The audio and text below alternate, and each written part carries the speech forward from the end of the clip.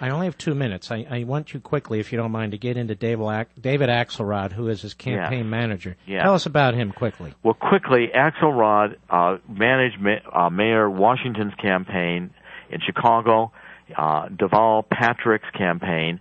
What Axelrod's specialty is to create a cult of personality, a fictional, kind of glorified, charismatic persona that his candidates then step into and embody. It's almost like a Messiah-type figure. So I say, and to create these characters, Axelrod borrows from other sources, including movies, like, this is the one, and this is our time. Well, these lines come from the Matrix movies, the character of Neo, and I almost think, I've gone line by line and shown how these Axelrod Obama lines come out of sources like the Matrix. It's almost like Obama's auditioning to be the next Neo in the fourth Matrix film, recycling these lines for the persona to be created. Well, is Axelrod a radical too? Yes.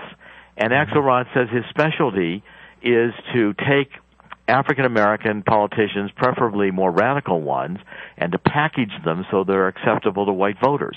It's a packaging technique.